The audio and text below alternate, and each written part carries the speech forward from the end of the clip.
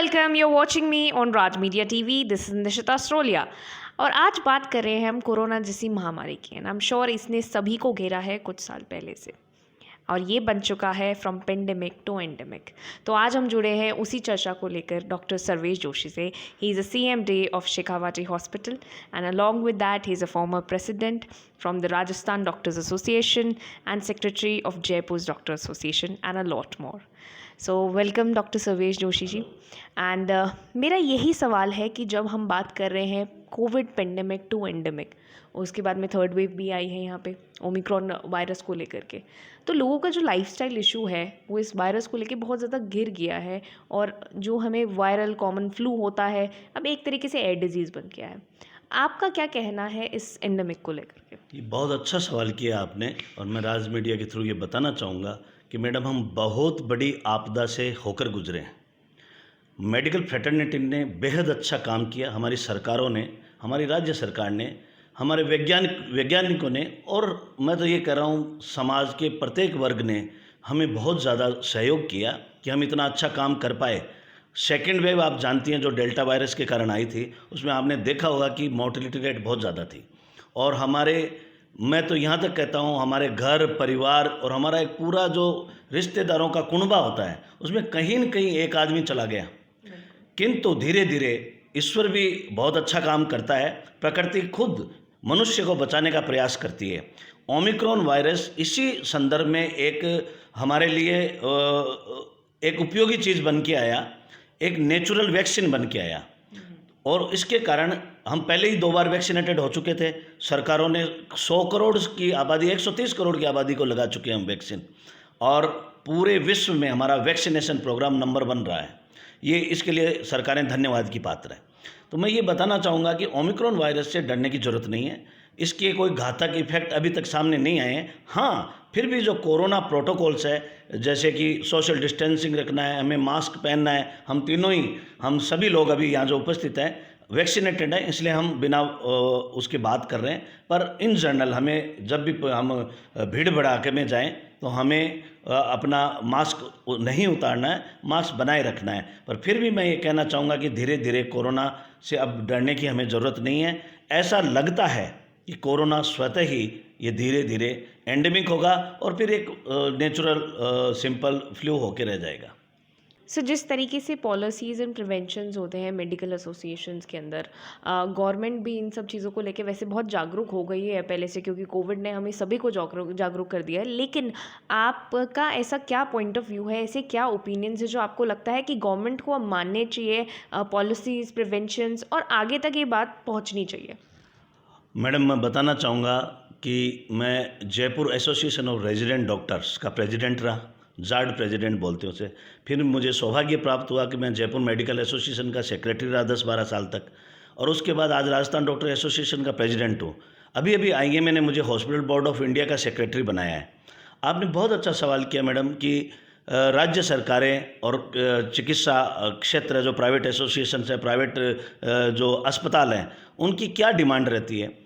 राज्य सरकार हालांकि बहुत से अच्छी योजनाएं लाती है, जैसे अभी हाल ही में चिरंजीव योजना लाई है जो कोई भी आदमी ले सकता है। पर मैं आपके चैनल के माध्यम से माननीय मुख्यमंत्री जी जो कि काफ़ी संवेदनशील नेता है हमारे कांग्रेस के, उन्हें ये बताना चाहूँगा कि चिरंजीव योजना में जैसे आईसीयू की रेट्स हैं वो काफ़ी कम हैं, उसमें काम नहीं किया जा सकता।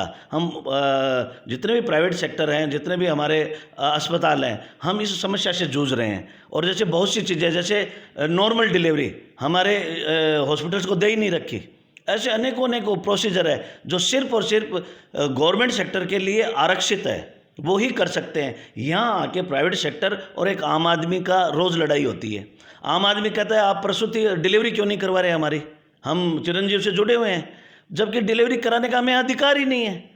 तो ये सब चीज़ों पे राज्य सरकारों को गौर करना चाहिए और हमें इनमें देना चाहिए और रेट्स बढ़ानी चाहिए ताकि लोगों को सुविधाएं मिले। ये एक बीमित व्यक्ति का अधिकार है उच्च कोटि की चिकित्सा सुविधा प्राप्त करना। यदि हम उसे बीमा दे रहे हैं तो उच्च कोटि की क्वालिटी केयर भी दें। और मैं आपके माध्यम से राज्य सरकार तक ये मैसेज पहुंचाना चाहता हूं कि आईसीयू की रेट पे तुरंत पुनर्विचार करें, क्योंकि 4,000 और 5,000 और 6,000 रुपये में किसी की कैपिंग कर देने से उसका इलाज संभव नहीं है और इस पे तुरंत गौर किया जाना ज़रूरी है। जैसा कि हम देखते हैं आप खुद इतनी बड़ी संस्था चला रहे हैं शेखावाटी हॉस्पिटल इन जयपुर।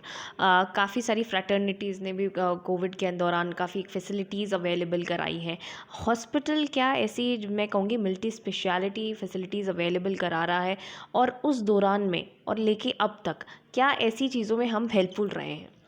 मैं बताना चाहूँगा, Shekhawati hospital NABL accredited Rajasthan का पहला 5 स्टार रेटेड हॉस्पिटल है। मैडम, कोविड काल में हमें राज्य सरकार की तरफ से ये आदेश प्राप्त हुआ था कि आपके 30% बेड्स को आप कोरोना के लिए डेडिकेट कीजिए। मैं ये बताने में सौभाग्य महसूस करता हूँ कि शेखावाटी हॉस्पिटल एक अकेला अस्पताल था जिसने अपने 100 के 100 बेड कोरोना के लिए कर दिए थे, और एट ए टाइम हमारे मोर देन 90% रहते थे, और राजस्थान में सबसे कम मोर्टिलिटी रेट शेखावाटी हॉस्पिटल की रही, जिसके लिए मुझे सम्मानित भी किया गया।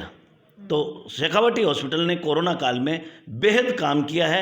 हर सामाजिक तरीके से हमने समाज की हेल्प करने की चेष्टा की है, और ये हमारा धर्म भी था और यही हमारा कर्म भी था। इसलिए मैं ये नहीं कहता हूँ कि हमने कोई बहुत बड़ा काम किया, it's our duty also. And now it's like a lifestyle issue what we see every day, क्योंकि जिस तरीके से हम अपने आप को ढालते हैं पूरे सुबह से लेकर शाम तक का, आप क्या मैसेज डिलीवर करते हैं हेल्थ को लेकर के? मैं बहुत अच्छा सवाल किया अपन ने। कालांतर में धीरे धीरे हम हमारी पौराणिक जो प्राचीन पद्धतियाँ थी उनको छोड़ चुके हैं, और हमारा खान पान, हमारा रहन सहन, हमारा आचार व्यवहार बदल चुका है। हमें पुनः उनको अपनाना पड़ेगा।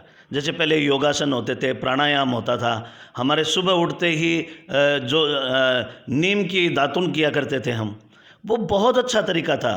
हमें फिर हमारी इम्यूनिटी बूस्ट अप करने के लिए हमें प्रातःकालीन उठना पड़ेगा, हमें वही घूमना पड़ेगा, हमें हमारी 45 मिनट की ब्रिस्क वॉकिंग है या कोई भी योगासन है, कोई भी प्राणायाम है, कोई भी शैली अपनाएं हम हमारी, पर हमें उसमें जाना पड़ेगा। हमें हमारे आध्यात्मिक और इंटेलेक्ट्स को बढ़ाना पड़ेगा।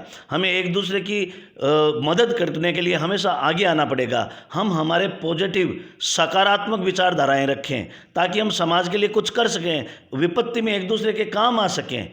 ये यदि आचार व्यवहार और खान पान हमारा, जैसे हिंदू संस्कृति, भारतीय संस्कृति ये कहती थी कि हमें शाकाहारी बने रहना है, तो शाकाहार से आज पूरा विश्व कह रहा है कि शाकाहार सबसे अच्छी चीज़ है। हम इन सब चीज़ों को अपनाएंगे। जैसे कि हमारे अंधेरा होने से पहले पहले खाने का रिवाज हुआ करता था, वो रिवाज किसी भी कारण से किसी भी काम के लिए सोच के हुआ था, पर उसके पीछे वैज्ञानिक आधार था। आज भी मैं सभी को आपके चैनल के माध्यम से कहना चाहूँगा कि शाम को 6 बजे बाद खाना नहीं खाएं, उससे पहले पहले अपना भोजन ग्रहण करें, और फिर 1-2 घंटे बाद आप भ्रमण करें। यदि हमारी इम्यूनिटी बूस्ट अप रहेगी तो इस तरह के रोगों से हम कम प्रभावित होंगे और मोर्टिलिटी रेट धीरे धीरे कम होगी, और हम किसी भी आपदा, किसी भी विपदा से जूझने के लिए तैयार रहेंगे। इसलिए समाज को मेरा ये संदेश पहुँचाया जाए। Thank you for keep on watching Raj Media TV.